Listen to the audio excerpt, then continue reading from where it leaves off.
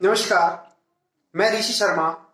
आज हम अलंकार प्रकरण के अंतर्गत उत्प्रेक्षा अलंकार क्या होता है या उत्प्रेक्षा अलंकार का लक्षण एवं परिभाषा को पढ़ेंगे।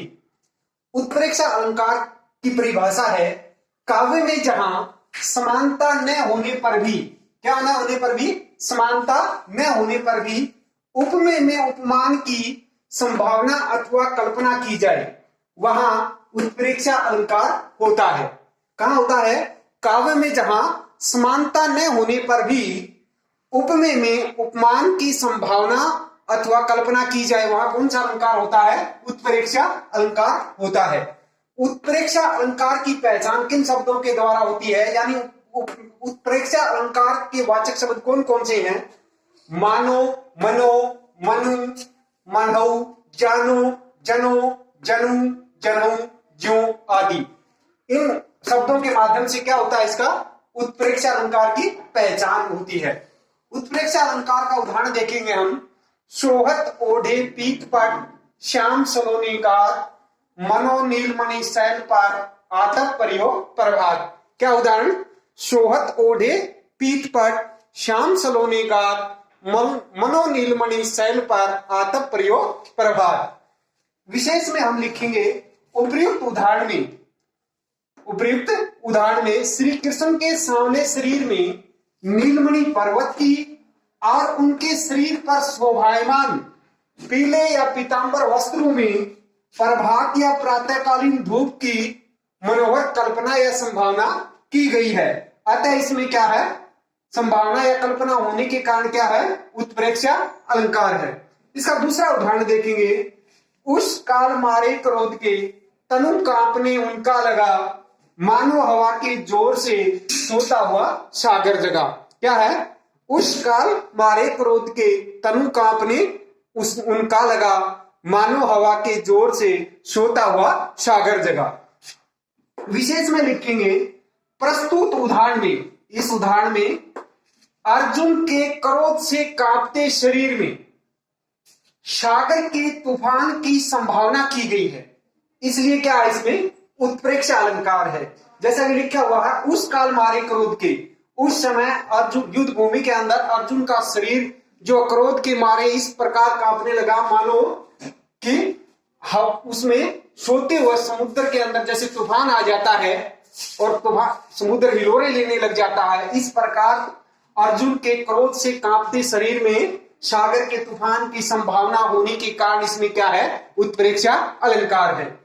एक तीसरा उदाहरण और देखेंगे। जैसे चमचमात चंचल नयन बिच घूंघट पटचीन मनहु सुरसरिता विमल जल उछरत जुगमीन। क्या कहता है? चमचमात चंचल नयन बिच घूंघट पटचीन मनहु सुरसरिता विमल जल उछरत जुगमीन।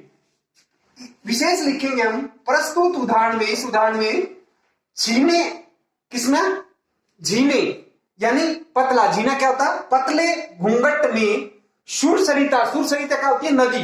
सुरसरिता के निर्मल जल की और चंचल नैनों में दो उछलती मछलियों की संभावना होने के कारण इसमें क्या है? उत्प्रेक्षा अलंकार है। हम अतिशोक्ति अलंकार का लक्षण और परिभाषा कि अतिशोक्ति अलंकार क्या होता है या अतिशोक्ति अलंकार किसे कहते हैं। अतिशोक्ति अलंकार जैसे अतिशय उक्ति यानी बात को बढ़ा चढ़ा करके कहना।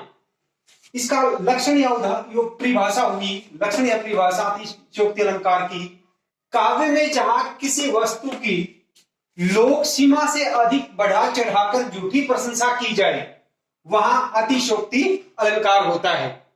कहां होता है? काव्य में जहां किसी वस्तु की लोक सीमा से अधिक बढ़ा चढ़ाकर झूठी प्रशंसा की जाए या उस वस्तु का झूठा वर्णन किया जाए वहां क्या होगा? अतिशोक्ति अलंकार होता है। काव्य जगत में यह झूठी प्रशंसा या यह झूठा वर्णन क्या लगता है? अच्छी लगती है झूठी प्रशंसा या झूठा वर्णन अच्छा लगता है। जैसे हम इसका उदाहरण देखेंगे। आगे नदियां पड़ी अपार घोड़ा कैसे उतरे पार राणा ने सोचा था इस पार तब तक चेतक था उस पार। क्या कहता है? आगे नदियां पड़ी अपार, घोड़ा कैसे उतरे पार, राणा ने सोचा इस पार, तब तक चेतक था उस पार। तो विशेष में लिखेंगे प्रस्तुत उदाहरण में महाराणा प्रताप नदी के इस पार सोच ही रहे थे कि घोड़ा नदी के पार हो गया, यानी उन्होंने सोचा ही था कि नदी को कैसे पार किया जाए।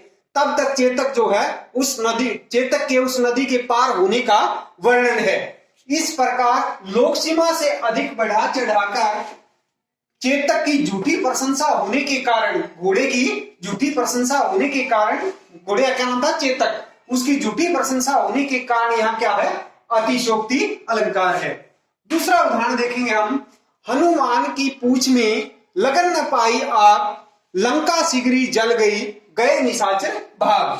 क्या कहता है, हनुमान की पूंछ में लगन न पाई आग, लंका शीघ्र जल गई, गए निशाचर भाग। विशेष में लिखेंगे हम, प्रस्तुत उदाहरण में हनुमान की पूंछ में आग लगने से पहले ही लंका के जलकर नष्ट होने की झूठी प्रशंसा के कारण यह क्या है, अतिशोक्ति अलंकार है।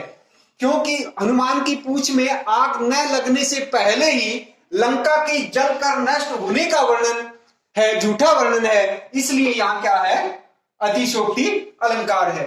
तीसरा उदाहरण हम देखेंगे, बालों को खोलकर मत चला करो दिन में, रास्ता भूल जाएगा सूरज। क्या लिखा हुआ है, बालों को खोलकर मत चला करो दिन में, रास्ता भूल जाएगा सूरज। विशेष लिखेंगे, प्रस्तुत उदाहरण में किसी नायिका के केसों के, काले घने केसों का बढ़ा चढ़ा करके झूठा, लोक सीमा से अधिक बढ़ा चढ़ा करके झूठा वर्णन किया गया है, इसलिए इसमें क्या है, अतिशोक्ति अलंकार। झूठा वर्णन, बढ़ा चढ़ाकर झूठा वर्णन होने के कारण इसमें क्या है, अतिशोक्ति अलंकार है।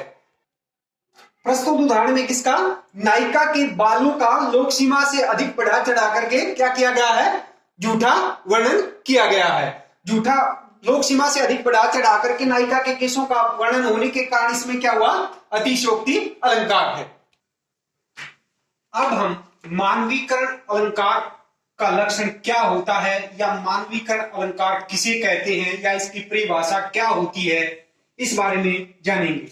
तो मानवीकरण अलंकार की परिभाषा क्या है, काव्य में जहां जड़ प्रकृति पर मानवीय भावनाओं अथवा क्रियाओं का आरोप हो, वहां मानवीकरण अलंकार होता है। कहां होता है मानवीकरण अलंकार, काव्य में जहां जड़ प्रकृति पर मानवीय भावनाओं अथवा क्रियाओं का आरोप हो, वहां क्या होता है, मानवीकरण अलंकार होता है। इसका उदाहरण देखते हैं, मेघ आए बड़े बन-ठन के संवर की। प्रस्तुत, विशेष में लिखेंगे, प्रस्तुत उदाहरण में मेघों को अतिथि के रूप में दर्शाया गया है, अतः मेघों पर मानवीय भावनाओं का आरोप होने के कारण यहां क्या है, मानवीकरण अलंकार है। दूसरा उदाहरण देखते हैं, लो यह लतिका भी भर लाई, मधु मुकुल नवल रस गागरी। क्या है, लो यह लतिका भी भर लाई, मधु मुकुल नवल रस गागरी। इसका विशेष में लिखेंगे हम, प्रस्तुत उदाहरण में लतिका को नायिका के रूप में चित्रित किया गया है, अतः लतिका पर मानवीय भावनाओं अथवा क्रियाओं का आरोप होने के कारण यहां क्या है, मानवीकरण अलंकार है। तीसरा उदाहरण देखेंगे हम, बीती विभावरी जागरी, अंबर पन घट में डुबो रही, तारा घट उषा नागरी। क्या लिखा है, बीती विभावरी जागरी, अंबर पन घट में डुबो रही, तारा घट उषा नागरी। विशेष में लिखेंगे हम, प्रस्तुत उदाहरण में उषा पर नागरी का आरोप होने के कारण यह क्या है, मानवीकरण अलंकार है। किस पर, उषा पर नागरी का आरोप होने के कारण क्या है, मानवीकरण अलंकार। धन्यवाद।